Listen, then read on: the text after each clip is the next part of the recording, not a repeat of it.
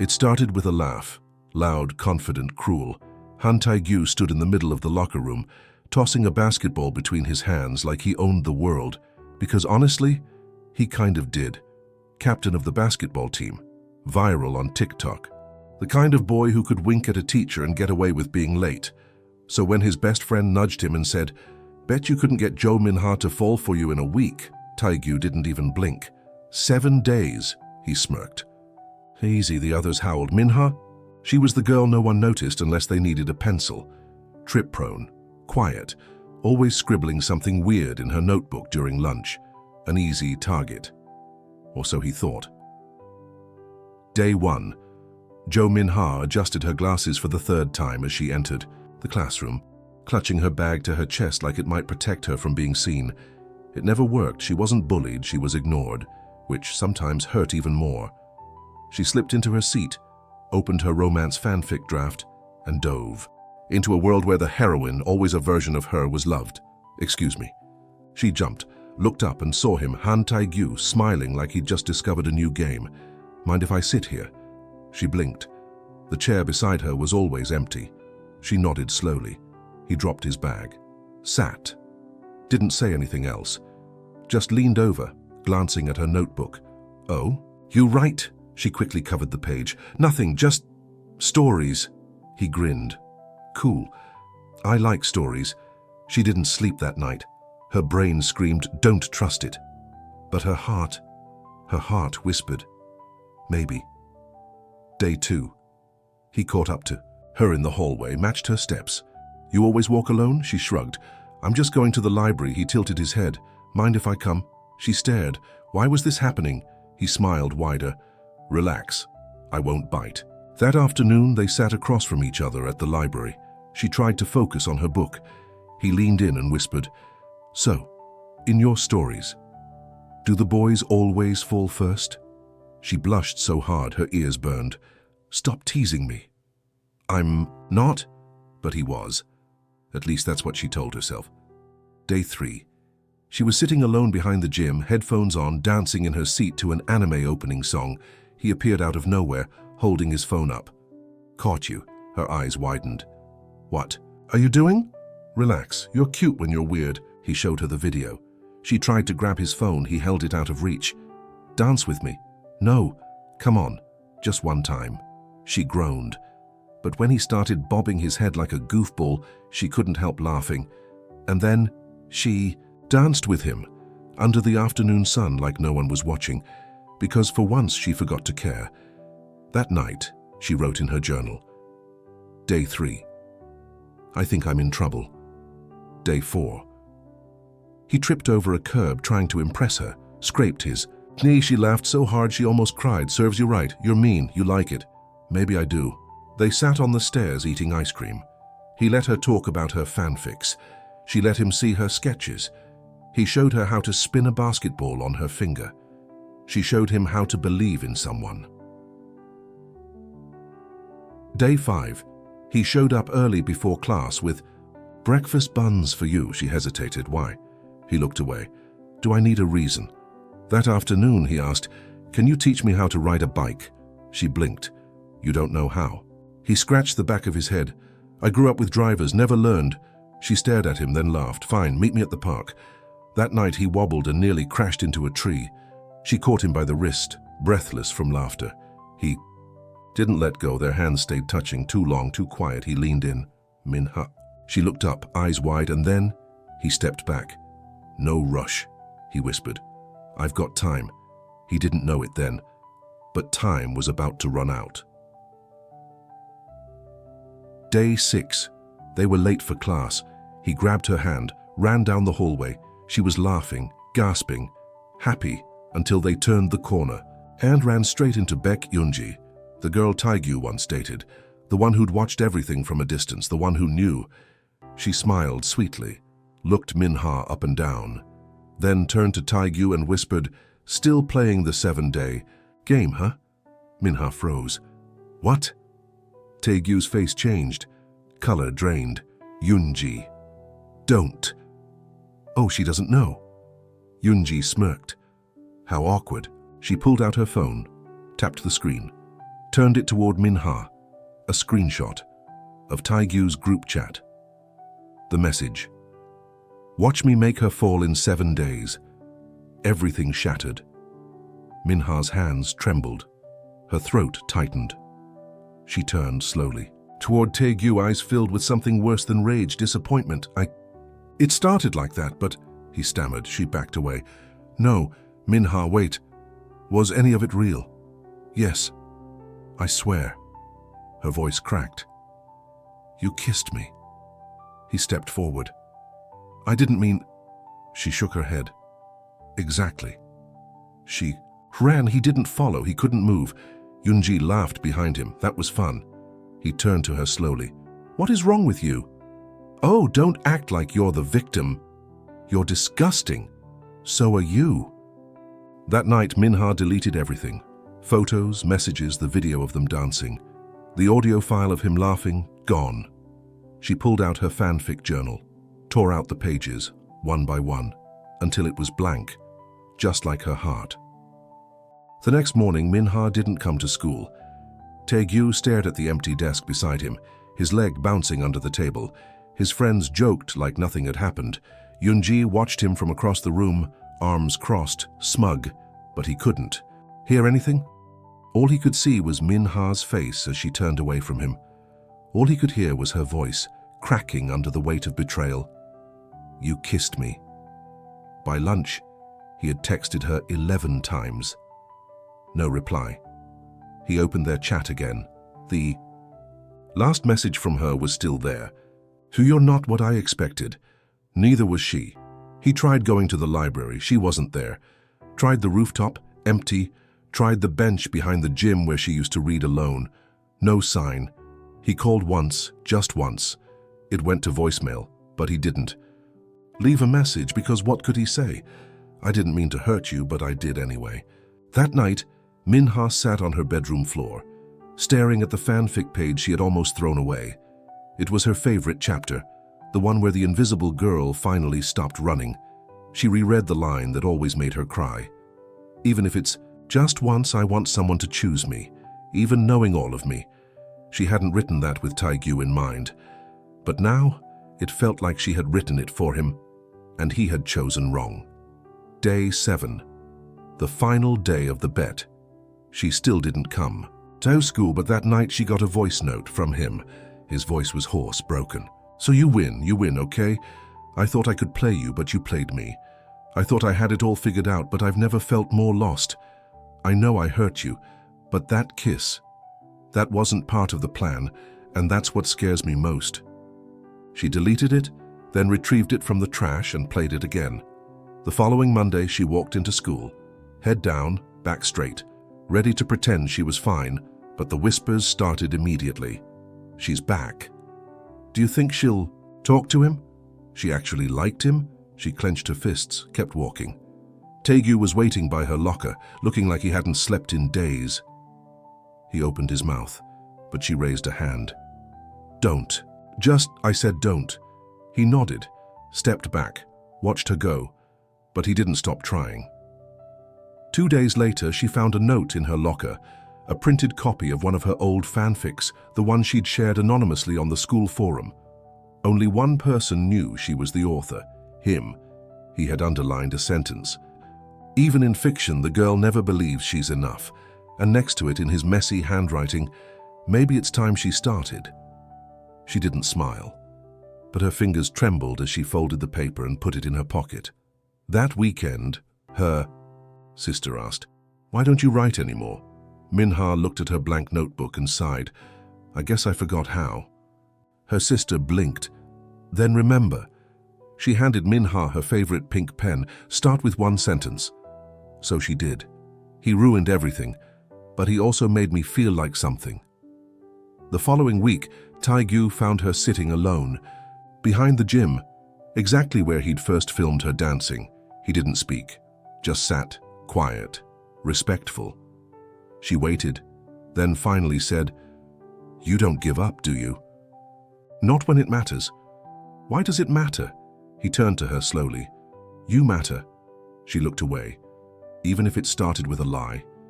He hesitated, then whispered, That's the thing. The lie ended way before I realized.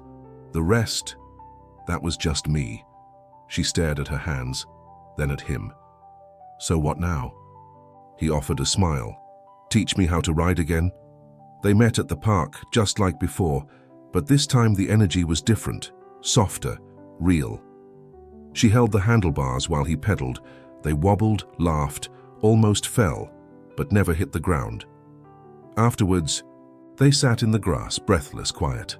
I hated you, she whispered. I hated me too, she turned. That's new, he shrugged. You made me want to be better. She said nothing, just stared at the sky. Then he asked, if I said I was sorry, not just for the bet, but for thinking I could ever treat you like a game, would you believe me?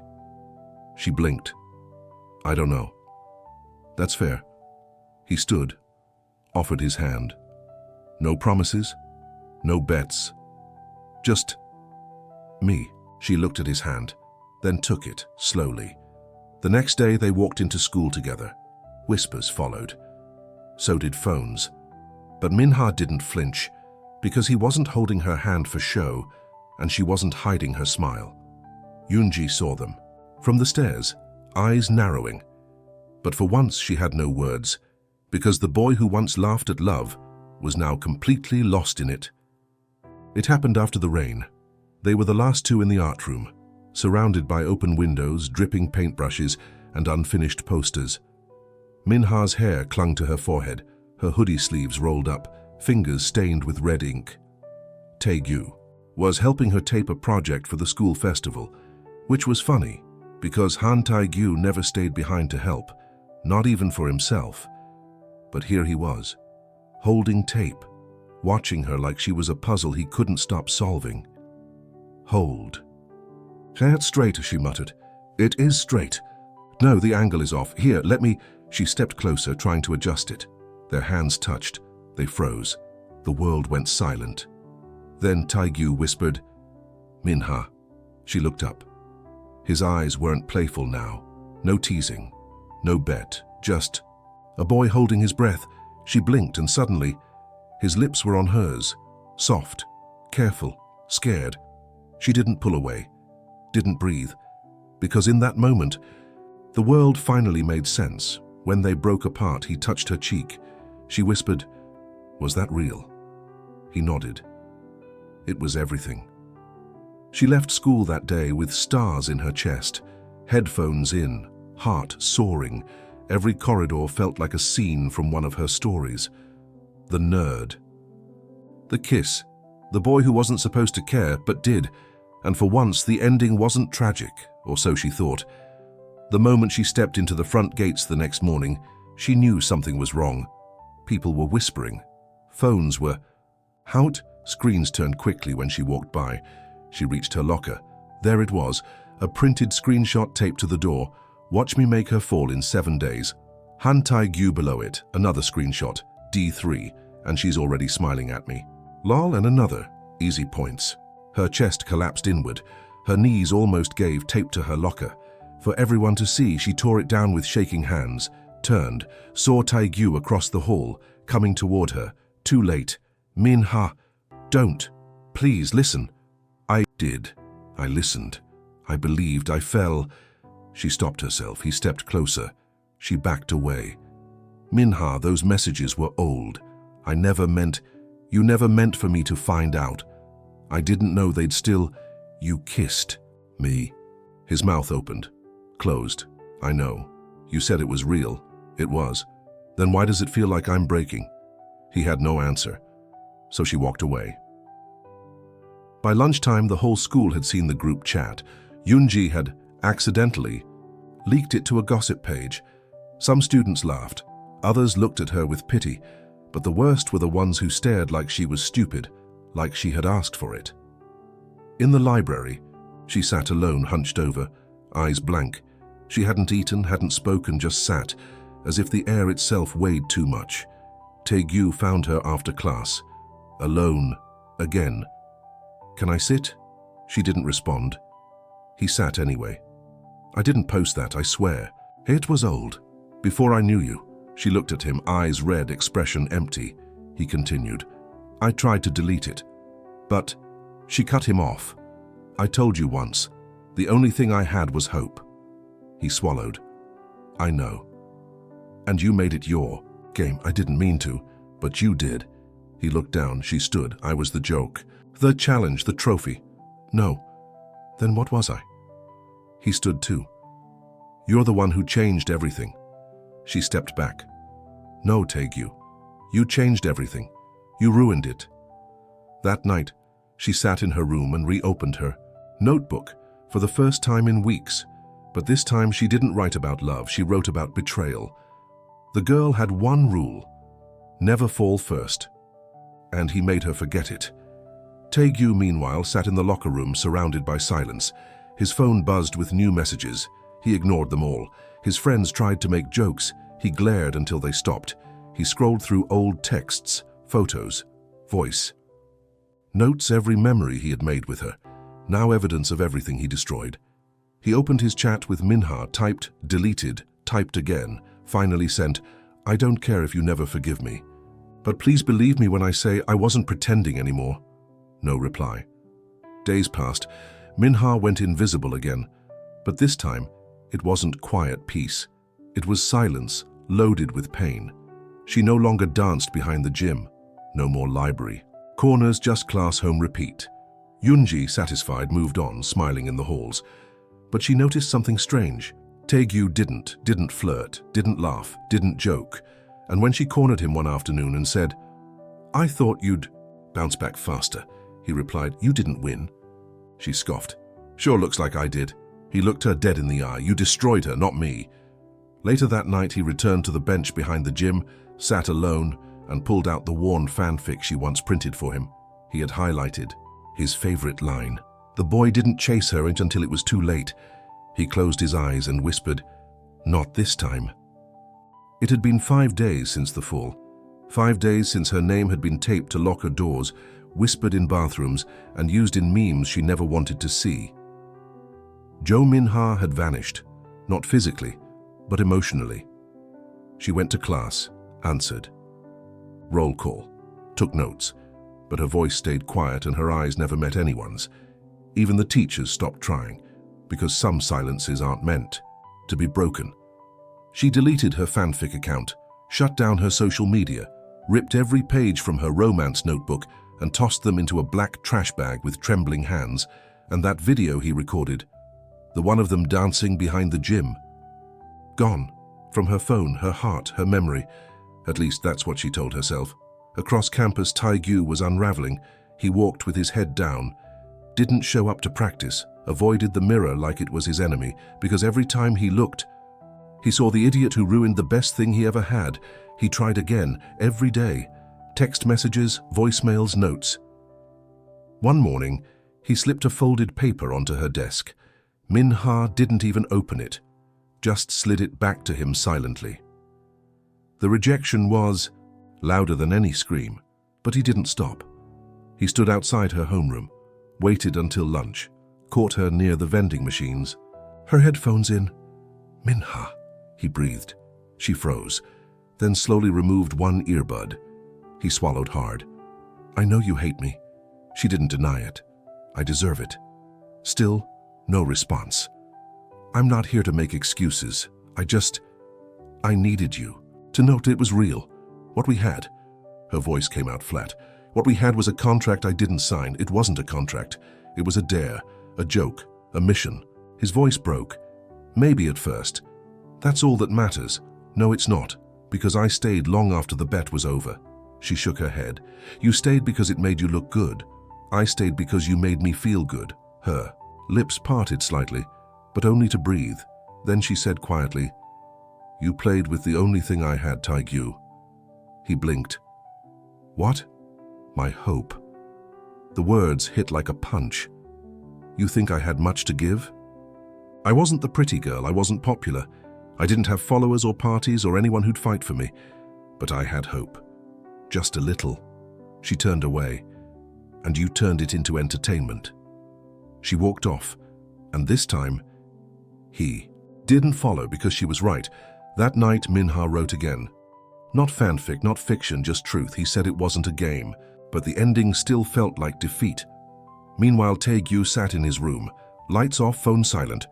He stared at the ceiling, remembering the way she laughed, the way she danced, the way she held his wrist when he almost fell off the bike. He tried to remember the last time someone had touched him like that, like he mattered. He couldn't. The next day, he skipped school. His mother didn't ask why. She was too busy, always too busy. Maybe that's why he was the way he was. Maybe that's why he never believed anyone could love him just for him. Until Min-ha. At school, Yoonji was still gloating. Still. Perfect. Still untouched. But something in her eyes had changed, because the boy she wanted to hurt wasn't fighting back, and that took the fun out of it. Min-ha, meanwhile, kept her eyes down, ignored the stares, ignored the laughter, until one afternoon, a quiet girl from her science class slipped a note onto her desk. It read, "I read your fanfics. Even before all this, you're amazing." She blinked, hands shaking, then folded the paper and placed it carefully in her pocket. It was the first time in days that something felt warm.